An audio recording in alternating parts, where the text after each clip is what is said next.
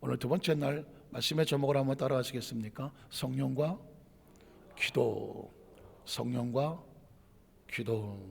첫째 날 성령이라는 단어가 나오면 바로 따라 붙여야 될 단어는 약속이라고 말했습니다. 왜냐하면 성령은 그냥 허공을 떠도는 무슨 구름 같은 정처 없는 존재가 아니란 말입니다. 구약 성경 속에 하나님께서 만민에게 내가 내 영을 부어주시겠다고, 창세기 6장의 저주가 사라지고 하나님의 축복의 문이 다시 열리는 거거든요. 영이 떠났던 그곳에 영이 다시 임하겠다고 하나님이 역사하는 겁니다. 그건 하나님의 마음의 문이 열리는 거고, 하늘이 열리는 것이고, 생명이 주어지는 것이고, 흙덩어리가 새로운 존재가 되는 것입니다.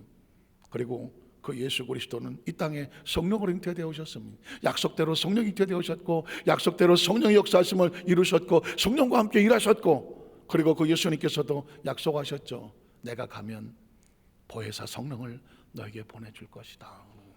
그렇습니다. 그래서 성령은 하나님의 약속의 영이고, 그 약속을 기억하게 하는 영이고, 약속이 선포되게 하는 영이고, 약속을 믿을 수 있게 해주는 영이에요.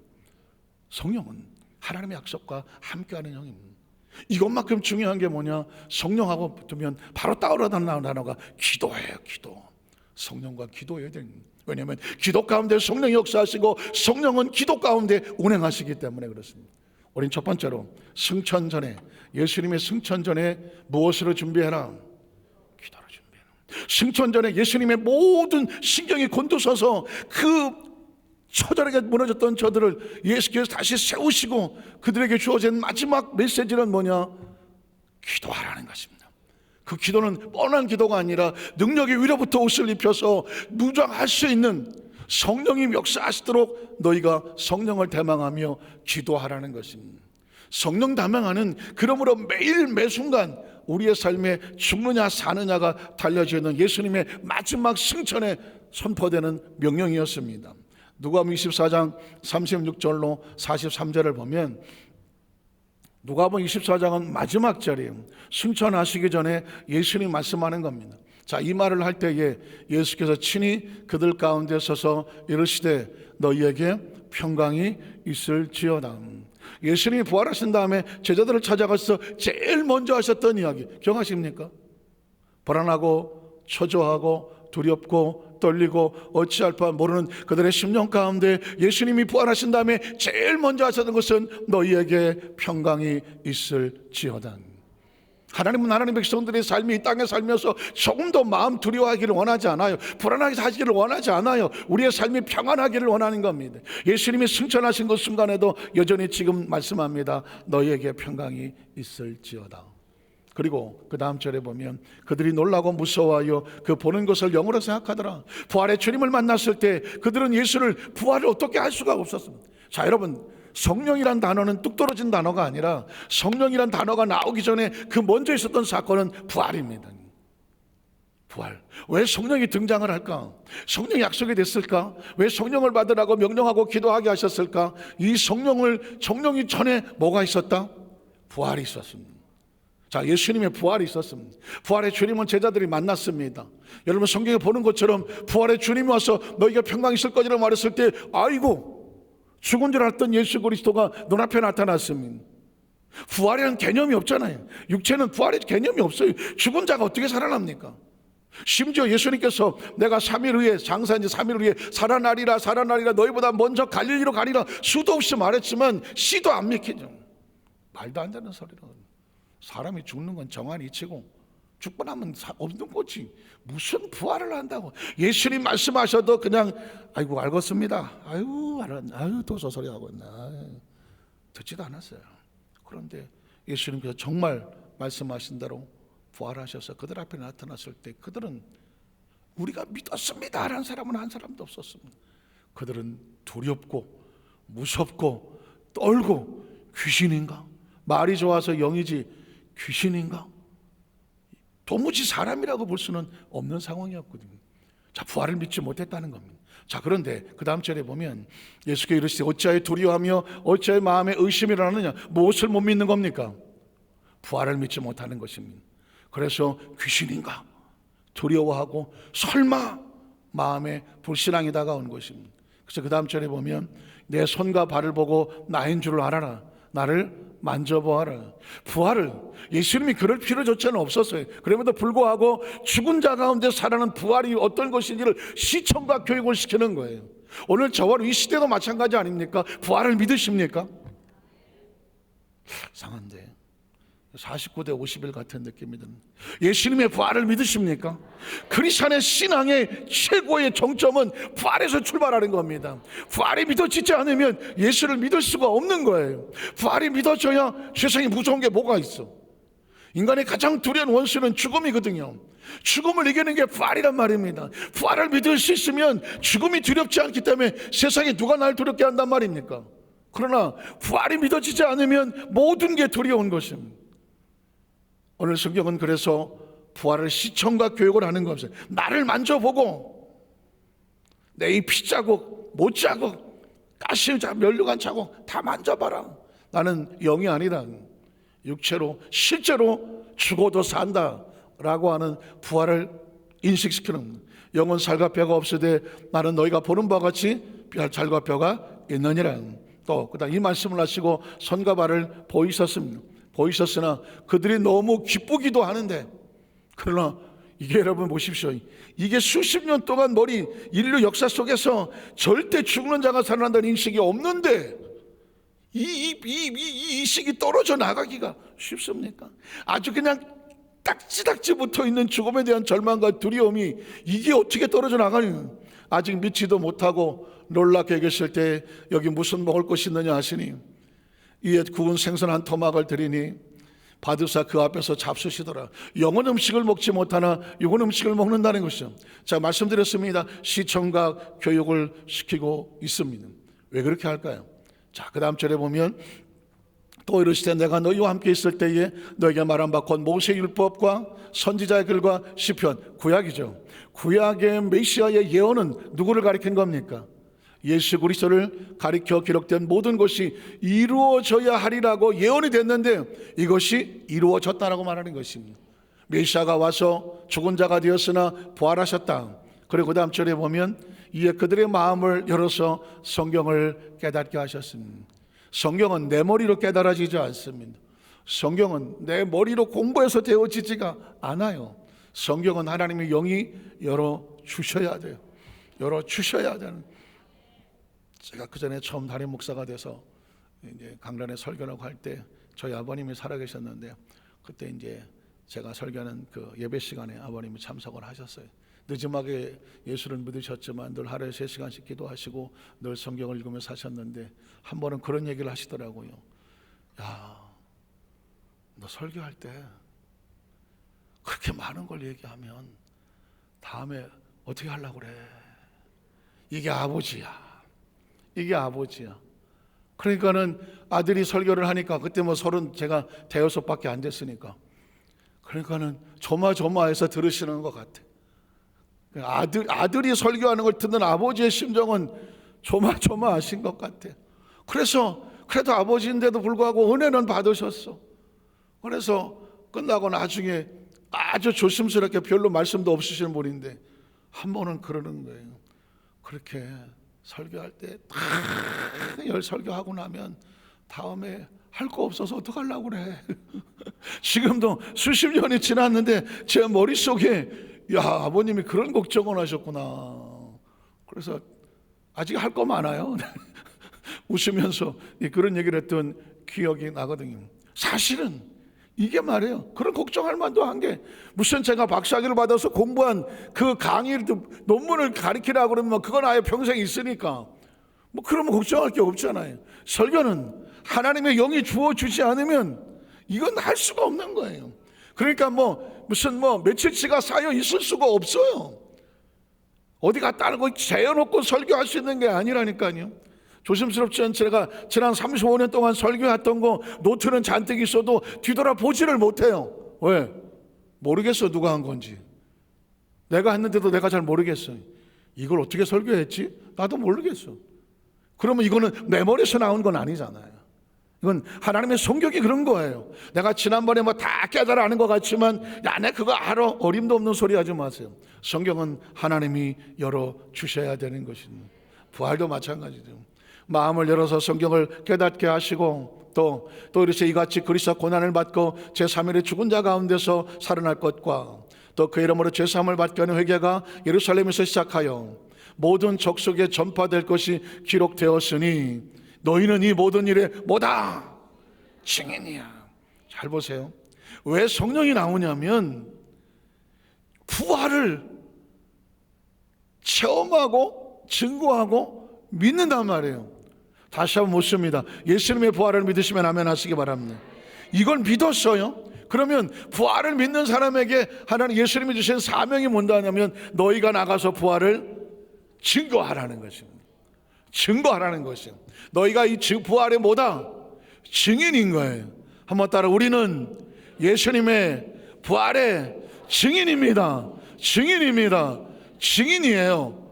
그러면 생각해 보십시오. 맨정신에 사람이 죽었다 살아나는 부활에 대해서 어떤 사람을 붙잡고 부활을 세계하면 그 사람이 들어줄까요? 안 들어줄까요? 아니, 들어주고 말고 둘째치고 내가 맨정신 제정신에 죽었다가 부활하셨습니다, 그런 얘기를 내가 내 입에서 할 수 있을 것 같아요? 없을 것 같아요? 제가 가만히 생각해 보니까 아니, 예수님의 십자가 앞에서 다 도망을 갔던 사람인데 예수님의 부활의 주님을 보여줘도 이게 정말 살았나 죽었나 믿지를 못하는 사람들인데 이 사람들에게 너희가 부활의 주님 나를 확인했으니 가서 내가 부활했다고 전해라 하겠어요? 못 하겠어요? 어림도 없는 소리지. 제정신으로는 안 되는 거예요.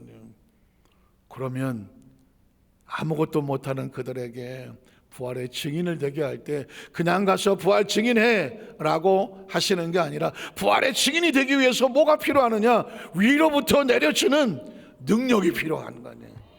여러분 보십시오. 부활을 죽음 앞에 절박하게 부러지는 그들에게 사망을 깨뜨리고 부활하셨습니다. 부활의 메시지를 증거하려면 강력한 파워가 필요해요. 이 불신앙을 뚫고 갈 수 있는, 사망을 뚫고 갈 수 있는, 수천 년 수만 년 동안의 이 죽음의 껍데기에 갇혀 있어서 도덕도덕 붙어있는 이 사망의 의식을 긁어내고 뚫고 돌아가서 부활이 있다라고 말씀을 선포하려면, 그들에게 부활을 믿게 하려고 하면 힘으로 안 되고 눈으로 안 되는 거예요. 뭘로 될까요? 하나님의 신으로 되는 거죠. 성령은 그래서 우리에게 부어주는 거예요. 아니, 난 뭐 성령 충만 안 받아도 먹고 사는데 지장 없어요. 뭐 예수 믿는데 불편한 것도 없고 이해가요. 그러나 정말 부활을 믿는다면, 내게 맡겨진 사명이 부활의 증인이라는 것이 확신하다면, 부활의 증인에 대한 소명의식이 있다면 성령이 없으면 안 되는 거예요. 그래서 그 다음 절에 49절에 나오는 게 뭐냐면 볼지어다. 그래서 말이야, 내가 내 아버지께서 약속하신 건, 구약에 약속된 것을 내가 너희에게 보내리니 예수님의 약속이거든. 그러니 부활의 증인의 사명을 지기를 원한다면 너희는 위로부터, 위가 어디예요? 아버지로부터 능력으로 입혀질 때까지. 그게 뭐예요? 성령이잖아요. 성령으로 입혀질 때까지 이 성에 어떻게 해라? 머물러 있어라. 꼼짝도 하지 말고 그 머물러서 뭐 하라는 거예요? 한번 따라, 기도하고 기대하고 기다려라. 이해가 되시겠어요? 우리가 왜 성령 충만이 필요한지, 우리가 왜 성령을 대망해야 되는지 첫 번째 이유, 예수님의 명령이야. 뭐 하기 위해서? 부활의 증인 되기 위해서. 네가 부활을 믿는다면, 예수님의 부활의 사명을 받았다면, 부활의 증인이 우리의 생명의 목적이라면 힘으로 안 되고 눈으로 안 돼. 어떻게 할까요? 위로부터 능력이 부어져야 돼. 옷을 입혀줘야 돼. 그건 아버지가 약속한 거야. 내가 너에게 보내줄 거야. 성령의 충만함을 받아야 돼. 그러기 위해서 어떻게 하느냐? 예루살렘을 떠나지 말고, 이 약속에서 떠나지 말고 아버지 약속한 것을 기도하고 기대하고 기다려야 돼. 그리고 그 성령의 옷을 입고 비로소 나가서 뭐 하면 돼? 예수의 부활을 증거하라는 것입니다. 제가 아까 그 얘기를 했습니다. 강단에 설교를 하고 예배를 마치고 내려갈 때 여기서 조기 가는 동안에, 그 몇 발자국 동안에 내가 이걸 어떻게, 나 같은 사람이죠. 나 같은 사람이 어떻게 했나. 제가 장로교 출신이거든요. 아주 어려서부터 장로교 자랐어요. 성령의 있음도 듣지 못했고요. 제가 고등학교를 할 때 제 주위에서 뭐 총신대, 장신대, 아세연합신학대 그쪽으로 신학 간 사람들 많았어요. 제가 만약에 그때 당시에 성령을 모르고 아마 그때 당시 내가 신학을 하겠다 뭐 이런 마음을 가졌으면 뭐 장신대를 갔거나 아니면은 뭐 총신대 쪽에 갔겠죠. 그냥 그 상황이 그랬다고 하면. 그런데 하나님은 저에게 그 베이스를 바꾸더라고. 77년도에 여의도 순복음교회를 오게 됐어요. 온 집안이. 그리고 거기서 좋으신 하나님이라는 존재를 처음 알았어요. 그리고 성령의 세례, 성령 강림, 성령 충만, 성령에 대한 이야기를 조 목사님 통해서 말씀을 듣게 됐어요. 엄청난 또 다른 세계가 저한테는 열려지는 것이죠. 성령에 대한 인식도 없었는데, 그런데 하나님께서 저를 순복음으로 신학의 문을 다시 열게 하셨어요. 전 지금도 가슴이 철렁한 거예요. 물론 다 가정 교단에서 다 목회를 하시고 다 하시지만 나는 성령이 없었다면, 성령 세례가 없었다면 전 목회 못할 것 같아요. 성령 세례가 없었다면 성령님께서 말씀을 주시고, 성령님께서 기도의 능력을 주시고, 성령님께서 영감을 주시고, 성령님께서 인도하시고, 성령님께서 안아가시고 보호하지 않으면 목회를 못해요. 목회는 둘째치고 신앙생활도 똑바로 못했을 거예요. 압니다. 신앙이라는 건요, 연조가 필요 없어요. 신앙이라는 것은 경력도 필요 없어요. 날아가다가 신앙생활 잘 하다가 꼬꾸라지는 데는 몇 초도 안 걸려요. 죄라는 게 그런 거거든요. 어제까지 그렇게 열심히 잘하고 착한 사람이 순간 마음 하나 삐끗하면 그냥 추락하는 거예요. 그냥 추락하는 거예요. 한 번도 죄를 안 지으신 분들은 저게 무슨 얘기인가 그럴 수 있겠지만 하십시오. 신앙은 누구도 장담하지 못해요. 마지막 순간까지 하루에도 수천만 번도 엄청난 죄의 유혹과 다른 생각이 엄청나게 치고 들어오는데, 이걸 하나님의 성령으로 무장해서 그거를 다 막아내지 않으면 어디에 어떻게 걸릴지는 아무도 몰라요. 그래서 늘 깨어 있으라고 말하는 거예요. 아까 찬양팀을 할 때도 그날은 도적같이 오는 거예요. 도둑이 언제 올지를 모르는 거예요. 그래서 무장을 하고 기다리지 않으면, 전 여러분에게 죄송한 속이지만 목사가 성도한테 경고할 수는 없지만 경고합니다. 천국 가는 그 문을 열고 안에 들어가기 전까지는 누구도 자신하지 마라. 누구도 자신하지 마. 난 절대 시험 안 들어. 난 절대 안 무너져. 난 절대 뒤에 안 돌아봐. 어림도 없어요. 저도 수도 없이 거꾸로져 봤어요. 수도 없이 초라해 봤고요.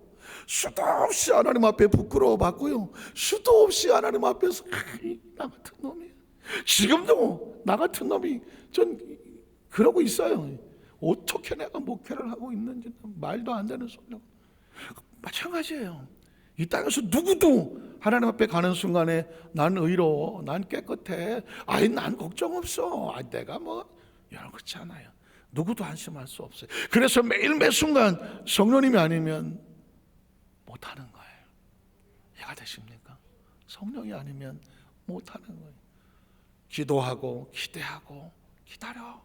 그리고 옷 입혀지거든 그 다음에 세상에 나가서 맞짱을 들어가라. 그렇지 아니하면, 그 성령의 옷을 입지 아니하면 절대로 세상에 나가서 너의 감정과 기분과 경력과 백그라운드와 스펙을 가지고 덤벼들고 싸우려고 하지 마라. 그건 스스로 무너지는 것이다. 자, 그래서 오늘 두 번째는 뭐냐면 명령대로 오로지 기도하는 제자들의 모습이 보여집니다. 이 말씀을 그대로 읽고 초대교회 성령의 오순절 강림 이전에, 성령 이전에 뭐가 있었냐면 기도의 모습이 나오는 것입니다. 자, 성경 볼까요? 사도행 1장 12절을 보겠습니다. 제자들이 감난원이라는 산으로부터, 여러분 기억하십니까? 예수님이 승천하셨던 산이 감남산이에요. 그래서 감남산 기도원, 감남산 무슨 수도원, 감남산 교회, 감남하는 이유가 뭐냐? 예수님이 부활하신 곳이 승천하신 곳이 감남산이에요. 그 감난원이라고 하는 산으로부터 예루살렘으로 돌아왔습니다. 돌아오면서 뭘 받았어요? 너 예루살렘 떠나지 말고 아버지께서 약속하신 거 내게서 들은 바 위로부터 능력 입혀질 때까지 떠나지 말고 이 성에 머물러, 이 명령 받았어요. 이 명령 받았어요. 그리고 예루살렘으로 다시 돌아왔어요. 안식일에 가기 알맞은 길이라 들어가서 그들이 유하는 다락방, 이게 저 유명한 오순절 마가 다락방이 됩니다. 지극히 평범하던 다락방, 오순절 성령 강림하기 전은 초라한 크로노스 다락방. 그러나 기억하십시오, 이 다락방이 인류 역사를 바꿔놨습니다. 다락방으로 올라가니 베드로, 요한, 야고보, 안드레와 빌립, 도마와 바돌로메, 마테와 및 알페의 아들 야고보, 셀로닌 시몬, 야고보의 아들 유다가 다 거기 있어. 누가 없어요? 가룟 유다가 없어요. 저는 이 예수님의 제자들의 이름을 쭉 기록하면서 이 다 아는 이름들을 왜 이렇게 늘어놨을까, 그런 생각을 하다가 오늘 말씀을 또 묵상을 하다 보니까 없는 이름이 있네. 누가 없나요? 가룟 유다가 없어요. 이 중요한 오순절 마가 다락방에 약속을 붙잡고 위로부터 능력을 입히며 기도하는 자리에 가룟 유다가 없어요. 12제자인데. 그러면 묻습니다. 여러분의 이름은 있나요? 한번 따라, 내 이름은 어디 있을까? 여러분의 이름은 어디 있어요? 여기 있나요? 여러분의 이름이 있나요? 성령을 대망하는 그 제자들이, 그들의 이름을 성경은 기록해 놓고 있습니다. 시대는 2000년이 이상 지났지만 오늘 여기도 마찬가지죠. 오순절날 성령 대망회를 기다리던 제자들과 같이 오늘 우리는 4월 성령 대망회로 이 자리에 모였습니다. 어쩌면 이 성령 대망회에서 기다리던 그들의 이름을, 우리의 이름을 성경은, 아니 하나님 나라는 하나씩 적어 놓지 않겠습니까? 누가 그곳에 여러분의 이름이 있습니까? 있어요? 없어요? 있어야죠. 있죠. 성령 대망회에 성령을 사모하는 약속을 받은 그곳에 여러분과 저의 이름이 있어야 되는 거예요. 있어야 되는 거예요. 있어야 성령을 받는 거예요. 재충만을 받는 거예요. 여자들과 예수의 어머니 마리아와 예수의 아우들과 더불어 마음을 같이하여 오로지 하나 뭐 하기를 힘씁니까? 기도에 힘 쓰더라고 말하고 있습니다. 사랑하는 성도 여러분, 말씀을 정리하기를 원합니다. 기도는, 크리스찬이라고 하면 기도를 모르는 사람이 있나요? 기도를 안 해본 사람이 있나요? 기도에 대해서 안 들어본 사람이 있나요? 그러나 보십시오, 다시 한번 기도를 정의하려고 합니다. 예수님께서 성령을 대망하고 성령을 기다리라고 능력을 입히기 위해서 이 성에 머물라고 하셨을 때 그 성령을 받는 그 통로가 뭐였냐면 기도였어요. 그들이 마음을 같이하여 같이 모여서 성령 받기를, 임하기를 오로지 기도했어요. 기도란 뭐냐? 성령님이 역사하시는 시간이에요. 성령님이 운행하시는 시간이에요. 성령님이 안수하는 시간이에요. 성령님이 치료하는 시간이에요. 성령이 우리 생각을 바꾸는 시간이에요. 우리의 의식을 바꾸는 시간이에요. 성령이 지금 내 마음의 가치를 바꾸는 시간이에요. 성령이 우리를 재창조하는 시간이에요. 잘못 살아왔던 거 성령께서 수술하는 시간이에요. 씻어내는 시간이에요. 성령께서 우리가 기도하는가 우리 가운데 육체의 질병을 찢어내시고 고쳐내시고 수술하는 시간이에요. 아직도 내 마음에 덕지덕지 붙어있는 패배의식과 절망의식과 낙심의식과 불안과 의심과 초조와 원망과 미움과 시기와 질투와 분노와 적개심들, 죄책감, 열등감, 내 가식에 있는 이 모든 것들을 긁어내는 시간이에요. 뭐 할 때? 기도할 때요. 기도하면 하나님이 보이는 거예요. 기도하면 성령님의 역사하심이 보이는 거예요. 기도하면 우리 가운데 성령님이 기도 가운데 오셔서 우리를 위해서 재창조를 하시는 거예요. 재수술을 하시는 거예요. 왜냐하면 아시는 것처럼 이들은 성령을 받고 나서 새로운 존재로 변화가 됩니다. 변화되기 원하십니까? 새로워지기 원하십니까? 더 충만하기를 원하십니까? 그 통로가 기도인 거예요. 기도한 거예요. 그래서 기도의 가치는, 이 기도가 무서운 게 뭐냐, 너무 많이 아는 사람은 기도에 기대하지 않아요. 그러나 기도의 가치를 아는 사람은 기도에 목숨을 걸어요. 하나님이 기도 가운데 역사하시기 때문입니다. 그래서 기도하기 전에는 불안하고 초조하고 두렵고 떨리고 막 낙심이 돼요. 기도하고 나면 전혀 다른 생각이 들어와요. 하나님의 생각이 들어와요. 하나님의 꿈이 들어와요. 하나님의 비전이 들어와요. 제가 1991년도에 여러분 말씀은 7월 20일을 잊지도 않는데, 제가 성대가 다쳐서 말을 못하게 되고 결국은 성대에 혹이 있어서 세브란스 병원에 가서 진단을 받고, 그것도 백을 썼어요. 세브란스 병원에 가서 또 이 예약을 하려니까 뭐 한참 해야 된다고 그래갖고 어떻게 백을 썼더니, 또 수간호사? 좀 수간호사라고 또 아시는 분이 있어갖고 어떻게 좀 이렇게 그냥 해서 가서 이제 진단을 받았더니 뭐 딱 보더니 혹이 커서 수술을 하셔야 되겠습니다. 그래갖고 알았다고. 그래서 수술을 하고 나면 한 달 동안 말을 못 하거든요. 성대 수술을 해보시면 아시겠지만 한 달 동안 말을 못 해요. 그리고 한 달 동안 말을 못 하고, 그리고 확률은 50대 50이에요. 50대 50. 말을 못 할 수도 있어요. 성대기 때문에, 수술이 잘못되면. 그러니까 사실은 목숨 거는 거죠, 이거. 그리고 그게 만약에 종양이라 뭐 이런 식으로 바뀌어지게 되면 이거는 거의 목숨하고도 관련된 거죠.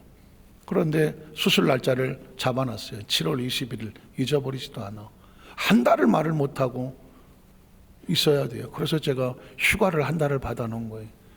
원래 정기 휴가 2주, 그러면 병가 2주 해서 그거까지 하여튼 순조롭게 다 잘 됐어요. 이제 내일이면 세브란스 병원 이제 수술하러 가면 되는 거예요. 주일날 저녁에 엎드려 있는데 마음이 착잡하잖아요. 어떻게 할까? 기도가 나오더라고요. 처음에 기도는 뭐 그런 기도하려고 한 건 아니었어요. 하나님, 내일 수술하러 가는데 수술이 잘 됐으면 좋겠고요. 수술을 하러 들어간 동안 한 달 동안은 교회도 못 가고, 그리고 교구 성도들을 한 달 동안 못 볼 수도 있는데 우리 성도들도 하나님 지켜주시고, 뭐 그냥 그러다 보니까 막 서럽고 뭐 그냥 두려움도 있고, 뭐 어떻게 이렇게 됐나, 막 신세도 한탄스럽고, 내가 이거 사역을 해야 되나 말아야 되나, 막 그러다 보니까 눈물이 나고 하나님 앞에 기도하는. 처음에 기도는 그렇게 시작했어요. 한참을 울고불고 기도하는데, 이 기도하다가 보니까 내 의식과 사고 속에서 다 그러는, 야, 너 연대 세브란스 병원에 가서 그때 홍 무슨 박사인데 그 박사님한테 수술을 받아서 나으면, 그래서 나았다면 넌 강단에 서서 누구 자랑할 건데?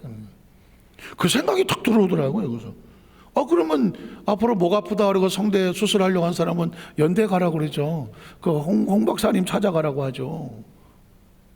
네가 누냐? 너는 누구냐? 그러죠. 저는 목사인데요. 누가 고쳐야 되냐? 이건 지금 전혀 생각이 없는 거예요. 지금 제가 기도하는 가운데 여기서 막 움직이는 거예요. 누가 고쳐야 되느냐? 하나님이 고치셔야죠. 너 그런데 왜 하나님이 고쳐달라고 얘기하지 않아? 기도한 것 같은데요. 그 한 달 동안 저 병원 다니면서 주사 하루에 3대씩 맞으고 하루에 약봉 3봉지 털어 먹으면서 고쳐달라고 기도했잖아요. 그러니 네가 진짜 기도했냐? 한 2시간을 통성으로 눈물로 기도하고 난 다음에 딱 기도가 끝나니까 생각이 바뀌어. 그래, 난 죄종인데 내가 연대 세브란스 병원 가서 홍 박사가 그 양반한테 고쳐진다고 해서 내가 강단에서 누구를 자랑하겠느냐? 하나님, 전 하나님이 고치셔야 내 남은 생에 이 성대를 사용하신 분도 하나님이고 고치실 분도 하나님이에요. 하나님 고쳐주십시오. 그리고 기도가 끝나고 나서 안 간다. 그런데 걱정이야. 제가 백을 써서 수술 날짜 잡아놨는데 그 미안하잖아요. 그 백 써준 사람한테. 그래서 전화를 했잖아요. 그 전화를 해갖고, 내가 내일 그 수술 날짜가 잡힌 몇 시에 갈 사람인데 사정이 생겨갖고 수술을 못 받을 것 같은데 어떻게 하면 될까요? 난 벌금 내라 그럴까봐 그냥 어떻게 하면 될까요? 그랬더니 그 간호사 화끈해요. 안 오시면 됩니다. 야, 이게 자유하더라고. 안 오시면 된대. 그래서 그때 이후로 지금까지 안 갔잖아요. 안 갔죠. 그런데 기도하고 기대하고 다음날 떡꼬떡 일어서 목이 난 건 아니에요. 기다려요. 화요일날 출근했어요. 대교구장하고 교구장들이 아니 한 달 동안 안 나온다며. 하나님이 고쳐주실 것을 믿고 나왔습니다. 이 사람이 그분들도 의아한 거예요. 그래서 그 다음 목요일날 기도원 성령대망에 서대문 이대교구인데 서대문 교구인데 찬송이도 내가 한다고 그랬지. 아니나 다를까 뭐 한 20분 하니까 목이 다 가갖고 할 수도 없어요. 쪽지가 올라와. 찬송을 바꿔드릴까요? 아니요, 그냥 할게요. 1시간을 울면서 기도했어. 나는 그렇게 찬송하면 하나님이 고쳐줄 줄 알았어. 내가 이렇게까지 하는데 어림도 없고 내려왔는데 목은 가라앉고. 일주일을 지나면서 내가 아침에 일어나서 화장실 가갖고 도레미파솔 오늘도 아니구나. 다음날 또 도레미파솔 나 오늘도 아니구나. 그렇게 일주일을 가는 거예요. 그런데 일주일 후에 도레미파솔라시도라고 하는데 그냥 음이 올라가요. 또 도레미파솔이 올라가. 우리 사람한테 말도 못했어. 혹시라도 그날따라 컨디션이 있어서 그날만 올라갔을지도 모르니까 3일을 지나고 나니 대로 음이 올라가고 그 전보다 더 고운 소리가 나와. 그래서 우리 아내가 우리 감사 박수 한번 할까요? 그리고 나서 그 이후에 난 한 번도 목이 쉬어본 적이 없어요. 목이 쉴 수도 있잖아. 그러면 목이 가라앉았다 싶으면 다음 날이면 다시 회복이 돼. 그러니까 성대는 목소리는 하나님이 고쳐 쓰셔야 되는 거예요. 그러니까 제가 지금도 당당하게 1991년도가 언제야 그게. 그래 불구하고 지금까지 쓰잖아요. 이 성대를 쓰면서 지금도 마음 놓고 찬양하고 마음 놓고 기도하고 마음 놓고 설교할 수 있는 목소리는 원래 목사님이 성대가 저렇게 화통사 말문 같 아니요. 나는 목소리가 원래 약해. 성대도 약하고 아시겠지만 예전에 노래 부르면 그냥 바이브레이션이 있어갖고 난 그런 목소리인지도 몰랐어. 사실은 아주 약한 성대예요. 그런데 그 일 이후에 하나님이 바꾸더라고. 하나님이 바꾸더라고. 어디서 바뀌었나요? 기도하니까 하나님의 생각이 들어와서 생각을 바꿔놓고 하나님이 들었어. 이 성령대명한 동안에 저는 우리 성도들이 얼마나 오래 기도했느냐보다도 그 기도하는 가운데 각자의 머릿속에 하나님의 생각이 들어와서 하나님의 생각으로 바뀌어지고 나가서 기도 제목이 바뀌어지고 기도했더니 역사가 달라지는 그 은혜가 임하시기를 주의 이름으로 축복합니다. 기도하겠습니다. 하나님 아버지 감사합니다.